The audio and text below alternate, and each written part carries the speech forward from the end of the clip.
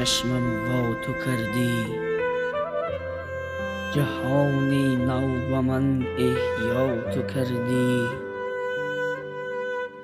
ز اسرار سخن واقف نبودم، سخندانم در این دنیا تو کردی.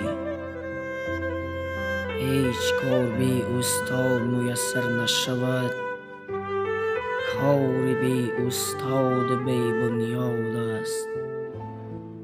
هر که را استاد نبود کار بر بنیاد نیست.